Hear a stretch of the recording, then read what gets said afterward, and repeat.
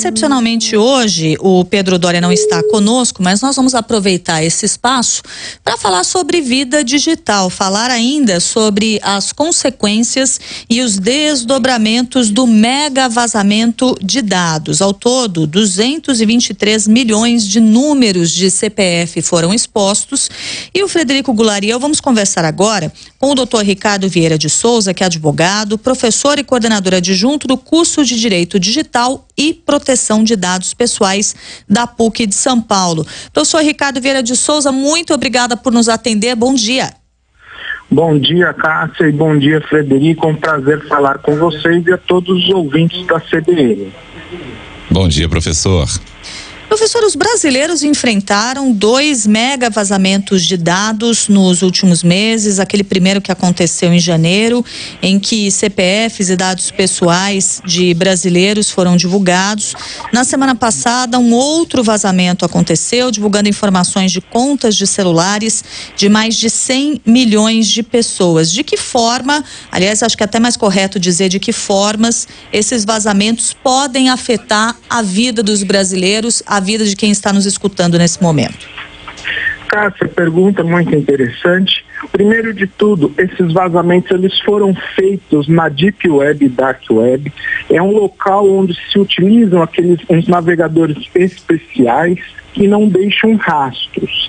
Então é difícil o cidadão comum, a população comum, acessar esse tipo de local. Esse tipo de local, que por sinal é muito perigoso e muito difícil de se entrar nele.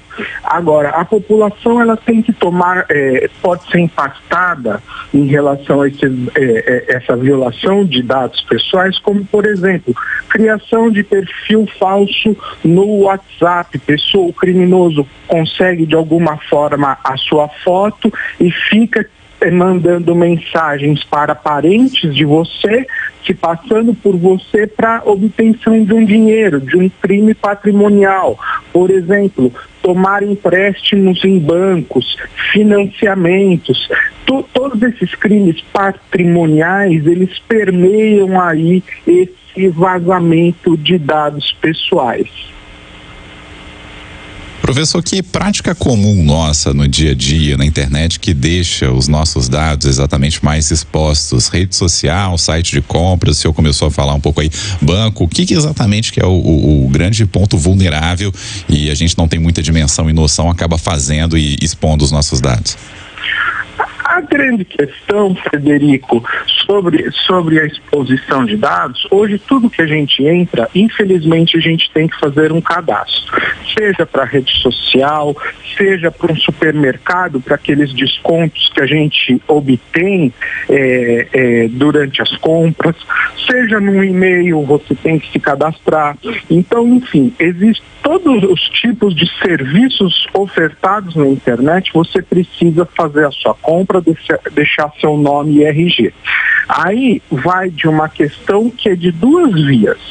Primeiro, as empresas precisam garantir, aí já de acordo com a Lei Geral de Proteção de Dados Pessoais, que esses dados estejam seguros, que eles sejam tratados, enfim, que exista toda uma cadeia de custódia desses dados para que eles não sejam violados, instituir uma política de segurança da informação. A segunda via de mão dupla que eu considero é o cidadão tomar cuidado, como por exemplo, não acessar links e sites suspeitos, porque ao acessar você pode ter os seus dados capturados. Não jamais fornecer seu e-mail e sua senha, que com isso também você pode ter os seus dados capturados. Ter senhas difíceis com mais de 8 caracteres, colocar arroba, hashtag, não utilizar a mesma senha para o e-mail, utilizar outra senha para a rede social, enfim, variar os tipos de senhas que você usa e manter sempre também o sistema operacional, seja do celular, seja do computador, atualizado, porque os detentores desses sistemas, eles sempre acabam aperfeiçoando aí as medidas de segurança possíveis. Agora, professor, mesmo com todos esses cuidados, né, e a gente espera que as pessoas adotem essas medidas elencadas aqui pelo senhor, pode acontecer de dados da pessoa terem vazados nestas duas ocasiões recentes. Aí, a partir desse ponto, ou mesmo se os dados tiverem vazado por alguma atitude até involuntária da pessoa que tenha favorecido, como proceder nesses casos? É necessário trocar senhas neste momento? É necessário você fazer algum tipo de alteração na sua rotina, pensando aí na sua vida digital, para que você fique mais protegido a partir de agora? Olha, Cássia, esses dois vazamentos que ocorreram, eu penso que são de bancos de dados distintos, como, por exemplo, num primeiro vazamento a gente teve notícia de questões relacionadas a carros, além de dados com CPF. Então, isso dá a entender que esses bancos de dados podem ser banco de dados de Detran. Nesse segundo vazamento, foi informado por vocês da imprensa que houve divulgação relacionada a dados de telefonia, de pessoas famosas, consumo, tempo de ligação, enfim. Então, esses dois vazamentos têm aí dados diferentes. Mas é importante colocar pro cidadão que, apesar desses dados serem vazados involuntariamente, ele não contribuiu para isso foi uma falha das empresas, o cidadão, ele sim precisa alterar periodicamente as senhas e toda vez que tiver algo suspeito, se sentir vulnerável, altere imediatamente as senhas e, constatando que teve algum dado vazado, imediatamente faça um boletim de ocorrência, pois só assim a autoridade policial consegue fazer alguma coisa, porque ela não tem como agir de próprio impulso em determinada situação, em determinado caso isolado. Para a gente ter a exata dimensão, professor, qual é o valor dos dados, dos nossos dados na Deep Web? Por que essas informações são tão valiosas assim, movimentam esse mercado obscuro? E, enfim, qual exatamente é o prejuízo das pessoas que têm as suas informações circulando nesses locais? Frederico, eu respondo a sua pergunta da seguinte maneira. As grandes empresas, essas redes sociais, esses buscadores, eles têm um dos maiores valores de empresas listadas na Bolsa Americana. E o que eles fazem? Eles tratam dados pessoais. Então, hoje, eu posso dizer que as empresas de tecnologia possuem maior valor do que as empresas relacionadas a petróleo e bancos. A segunda questão é que realmente esses dados são valiosos. Eu vi notícia aí que criminosos estão pedindo $25 por dados vazados na Deep Web, na Dark Web, e eles fazem esses dados justamente para cometerem crimes patrimoniais. Tirar dinheiro da conta de uma pessoa, utilizar o cartão de crédito indevidamente, pode fazer seguros, pode habilitar linha pré-paga somente com o nome, com CPF. Isso eu já deixo aqui um registro que eu acho que deve ser revisado aí por parte da Anatel, o órgão regulador, porque a pessoa acaba sendo muito exposta e são exigidos poucos dados ou até mesmo a presença física do consumidor para habilitar uma linha telefônica.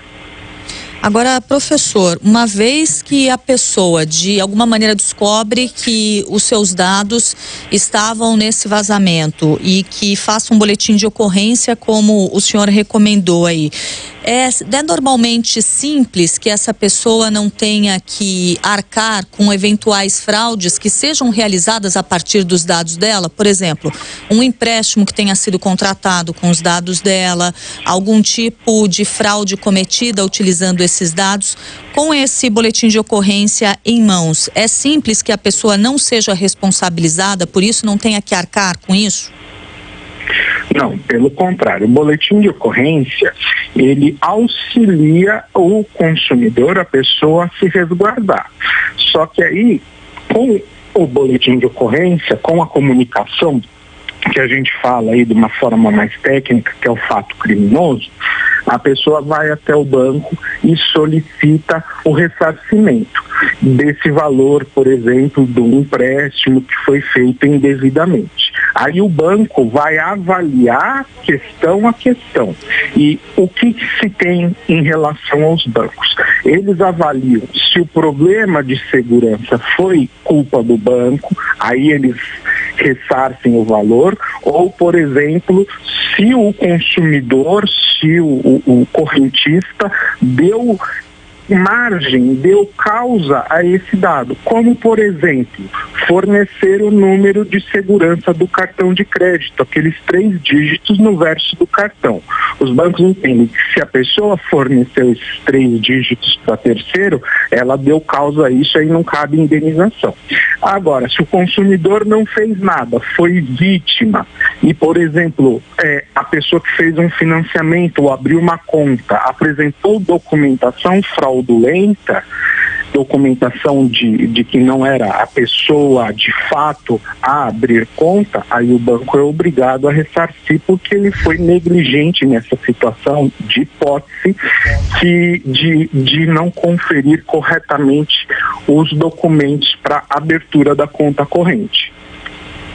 Professor, qual é o grau de vulnerabilidade dos dados dos cidadãos brasileiros que estão nos bancos pertencentes a instituições públicas, governo federal, órgãos similares? A gente tem visto também vazamento de dados de brasileiros a partir de ataques a sites do governo federal, Anvisa, Ministério da Saúde, por exemplo. As redes das instituições públicas brasileiras estão mais vulneráveis do que deveriam? E se estão, por que isso está acontecendo? Olha, de fato se tem notícia aí de muitos dados do SUS, por exemplo, vazados, ataques aos sites do Ministério da Saúde, por exemplo, principalmente por questões relacionadas à pandemia, e eu vou mais além, agora com essa questão de vacinação aí também, e deixar o alerta para todos os ouvintes da CBN, porque podem existir aí golpes relacionados à vacina, envio de links indevidos.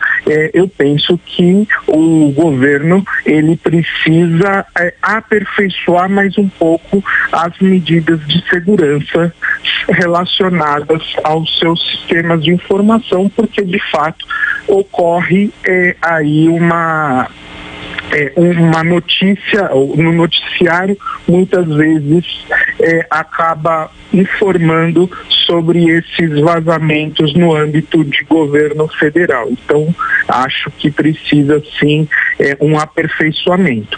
Eles até estão instituindo lá, através da LGPD, uma agenda de proteção de dados, eles estão reformulando os processos internos, mas precisa de um cuidado adicional, inclusive porque a gente, em menos de um mês, a gente tem notícia de 2 vazamentos enormes de dados pessoais, que a gente não sabe a dimensão e a extensão disso, e ontem eu tomei notícia aí através dos órgãos de imprensa que a Polícia Federal já está envolvida, e eu penso que precisa dar uma resposta à altura à população, porque a população se sente vulnerável, a população não sabe o que fazer nesses casos.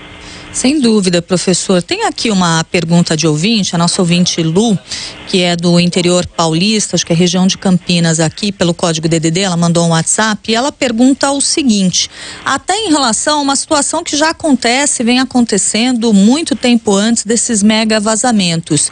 Ela pergunta de que maneira que aqueles dados dos aposentados, as pessoas que acabaram de se aposentar, acabam vazando. E ela pergunta isso porque a gente tem muita reclamação de ouvinte nesse sentido. Às vezes a pessoa pediu a aposentadoria, ainda nem recebeu a resposta do INSS e começa a receber ligações de bancos oferecendo empréstimos, de gente tentando vender coisas, e a pessoa que está tentando vender avisa que o outro já conseguiu a aposentadoria, sendo que o próprio aposentado ainda não tinha tido essa informação. Ela pergunta por que isso não consegue ser resolvido, se é tão recorrente e de onde vaza essa informação?